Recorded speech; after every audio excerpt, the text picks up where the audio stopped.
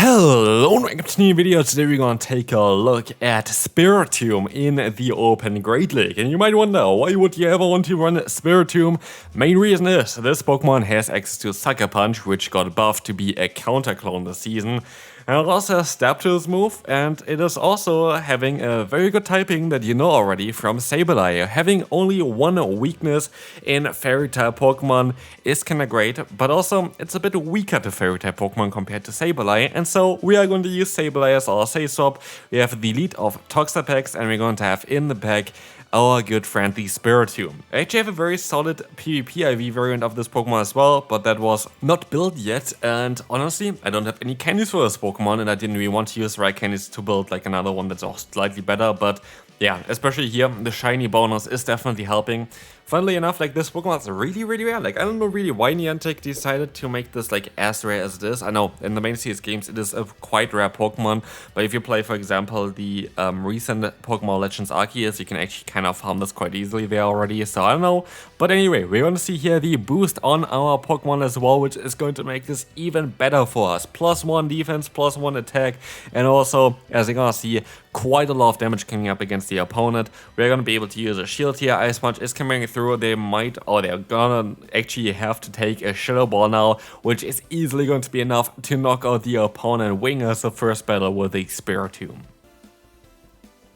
Would be ideal for this Pokemon for sure to have a different kind of charge move still. Ominous Wind is going to be of course okay, but like having a bit better coverage would be really good for the Spiritomb, and then it would be actually one of the best Pokemon to run. So maybe in the future this Pokemon gets a bit of an update, maybe towards Halloween, which is kind of approaching very soon as well again. It would be very cool to see this Pokemon having a bit of an buff there as well. But anyway, we're going to see here the Locax. Locax is going to use a Trailblaze to boost its own attack a bit. We can go ahead and go for a Brine here as well. And this Pokemon was everywhere. Locax was everywhere, and I don't know why. And also, as you're going to see there, this was a very solid matchup against Locax, where we were able to get both shield from the opponent. But this was not happening afterwards anymore. But I encountered Locax the entire time, which is kind of a core breaker for the team, because our backline cannot really deal with this Pokemon at all. So yeah, that can be a bit tricky. Here against that opponent's Clodsire, at least we're going to have a little bit of a decent matchup here, which yeah, is going to be fine, especially as the fast move is resisted. We can still reach out to another foul play, which is going to be enough to get the knockout here. Now it's down to Spiritomb against the opponent's Feraligatr. Who's gonna win this? Feraligatr, that top tier meta Pokemon, going for the Hydro Cannon and gonna get knocked out by one Shadow Ball. So goodbye there, and Spiritomb is doing it again. Goodbye opponent. Moving on to the next opponent, we're going to have a Bastiodon in the lead. I was a bit scared about this one because it's actually not a great matchup for our lead, but they swap out into a Cresselia, getting walled straight away by our Spiritomb, and Spiritomb is going to enjoy this one quite a bit. As you will see the grass not coming through, we're going to try our best here to go for a Shadow Ball. Shadow Ball is going to be enough to get the knockout, and so I was of course using a shield for a potential Moonblast, which would be super effective, but they're gonna go back into the Bastion, and I'm very happy about anything that played out here, because now we can do a lot of damage here with the Shadow Ball that is coming in next, and this is going to allow us to also put them into range where maybe they want to use a shield soon as well, as we are going to let the move go through. We can still try to reach out for another move, and this is the thing which really annoys me, the current state of the game, by the way. Basically, you saw me there not getting the move off anymore with the Spiritomb. This happens against me, where the opponent gets the move off nearly every time right now. I don't know what is happening, but it might be against something like, depending on where you live or something like this, in terms of if you can get those moves through or not, because this never happens for me, basically. I barely get it through where I shouldn't get the move go through basically, but the opponents a lot of times get moves through that they shouldn't get through, and it's just annoying for me right now. The servers are definitely not at the best state, but we can move on to the next opponent here. And yeah, you saw the video already. I made a video about Gligar, and no other people also made a video about Gligar afterwards as well. It was only a matter of time when people realized that this Pokemon is going to be a very solid one to run.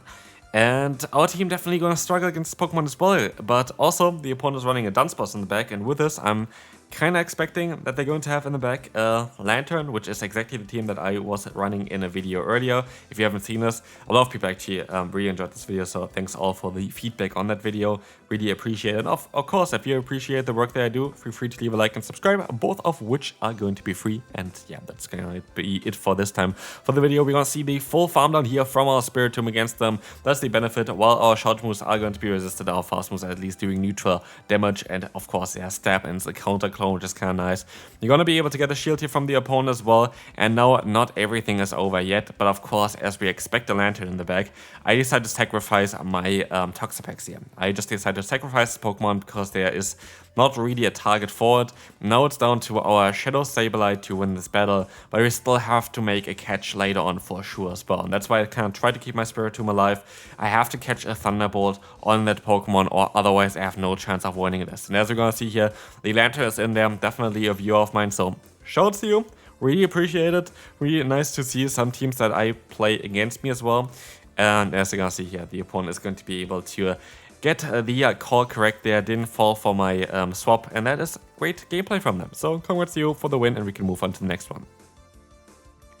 I have no idea what is going on with low kicks, but there is apparently, okay, there was some lag there as well again, but there's apparently some kind of breakpoint they can have or something like this, because like the first matchup you saw already was great for Toxapex actually. They were looking really, really nice for Toxapex. Now apparently this one is not the case here anymore. The opponent is going to be able to go for another charge move. And I guess I used a shield the last time, didn't I? That's why. Okay, yeah, okay, that makes more sense. But apparently you have to use a shield then. City by me for sure. I definitely used the shield, I think, for the first time I did the battle. And then I was confused afterwards why I didn't go out the same way it was before.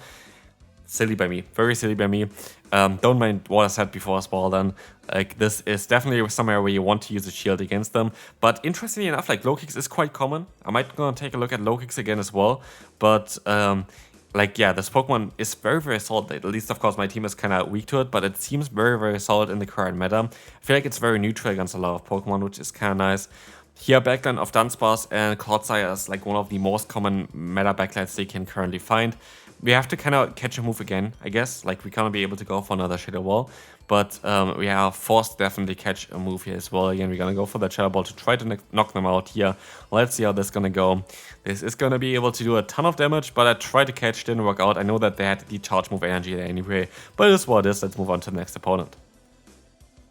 Great lead for us. We're going to have the Chesnaught for us here, which we're going to be able to do some super effective damage against, while they can only do neutral damage with their Frenzy Plant. They swap out into the Skuntank, and I don't really have a good answer for this Pokemon, but I also don't really have a bad answer for this Pokemon. And yeah, I don't really know which one would have been better to go for. If it was my Spiritomb, or if it was this one.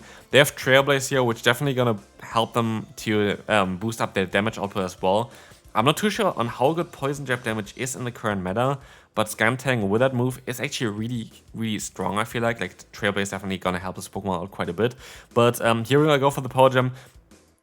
It wasn't really the smartest move. Like, honestly, it wasn't really the smartest move. Should have just went for the foul play, both of which are going to be resisted, so I don't really know what I tried to do there, to be fair. But yeah, Warren is in the back. That is going to be a Pokemon that we still have an option at least against. Let's see if we can catch the Icicle Spear on our last Pokemon there. We're going to be able to swap out here. We're going to be able to catch the move, and it's going to be the Icicle Spear, which is not going to do any damage at all. And so we are in an okay spot, but we are still in a little bit of a rough spot because we are forced to use a shield here. And we're not really in a great spot to be fair now, because we have to go for the Sludge Wave, hope that we can knock them out. But then again, are they gonna... They're gonna let the move go through, but now it's down to Chesnaught. Can we fully farm them down? We can still get to a Brine, and that is crucial. We have still a move start on our Spiritomb, and that's going to allow us to get the KO against them for sure. Shadow Ball is coming through, gonna get the knockout, and we can move on to the next opponent. Toxapex against Golurk, again horrible lead force, but we can swap out straight away into our Sableye. We're gonna see the Licky coming in, and that matchup is usually okay for us. Rollout fast move, like the animation of rollout is so delayed for me all the time that I never am able to really align my fast move unless I look at my fast moves, which I can of course not really do all the time when they swap in a random kind of spot there. But yeah, like I feel like it is very difficult. Like, it's definitely for me the worst fast move to time my fast moves against, just because of the animation being seemingly so delayed there. I don't really know what is happening there, but also I don't really know what is happening with the opponent. They're trying to go for a body slam the entire time. That is a double resisted move.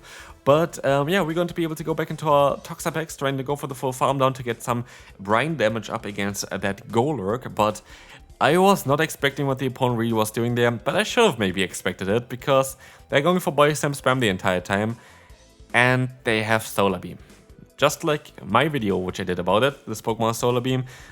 Interesting move totally for this Pokemon. Like, I think it's a cool move to have for this Pokemon, but we're gonna be in a bit of a difficult spot here, I would say.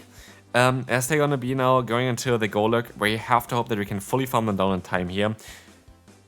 Which I don't know if we can. Shadow Punch is coming through. Can we go for the full farm down? We cannot, and it's not even close. And so we cannot force let the move go through. It is going to be a Shadow Punch. We can go for the full farm down. And I try my best here, as I'm gonna go for the bait against the Dugong. They're kind of forced to use a shield here.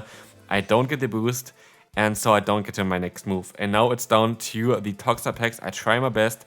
I use a shield, and I will see the Ice Wind coming through here most likely now. It's going to be a bit tough, and thanks to the nerf, like basically the attack nerf here on us, this is not going to be enough to knock them out, and they played this very, very well, and they survive with a 1 HP in a Dream, which is super unfortunate, but it is what it is. We can move on to the next opponent. Next one, we're going to have Machamp in the lead. That is going to be a very great lead for us, because our entire team has something to do against it. Here, I wish I played a bit differently, but it is what it is. We're going to stay in for a bit. We're going to try to get a shield from the opponent first, and then swap out into our Spiritomb. Why Spiritomb? Spiritomb is doing neutral damage with a fast move, but resisted damage with a charge move. But against Machamp, we're going to do neutral damage with the charge move, but resisted damage with a fast move. And that is the ideal way, because basically, yeah, Spiritomb with energy is better against fighting types, while Sableye without energy is better against fighting types because of the fast move doing more damage. But it is what it is here anyway. We can go for 2 ominous winds there, which is going to be great, as we have a chance of boosting ourselves, but also we're going to get the shield from the opponent anyway, and so we can get some nice damage onto them, as this is nearly going to take the knockout against them as well. We can let the move go through, and we are going to be in a quite solid spot now, because we have a shield advantage, we have a Sableye against Drapion, where we can take 1 crunch guaranteed, and so I don't think there's a way of us losing this one at all. We can go for the Power Gem. This is going to be able to do some nice damage against them, and yeah, like, what do they really want to do here? I can even catch the move. I was hoping to catch an Awkward Tail here, to be fair. It's going to be the crunch. Doesn't really matter. I can go for the full farm down, and they know it is game over.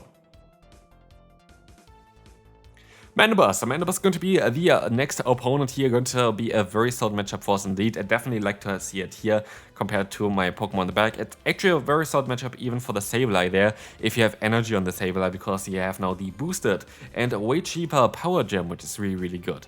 Anyway, Such Wave coming through, going to look like a 2-shot, and a lot of times I'm just getting too greedy in those matchups, and I kind of underestimate what they can do with their Pokemon, and so I decided to go for, yeah, not the wisest decision, I would say, because I thought all the fast move damage that came in here, they should be in Brine range now. They are not. They are clearly not, actually. And this was definitely a little bit of a mistake here, as I'm forced to now swap out into my Sableye to catch an Aerial Ace. And they have a 1 HP in a Dream on this one, but they reveal as well that they're going to have the Azumarill on the back. And this is quite important, because now I can at least still align my Toxapex, which is quite low, but not low enough that I'm too worried about it yet, because the matchup is so great for Toxapex against the Azumarill. I think I'm still having a very decent chance here of knocking them out.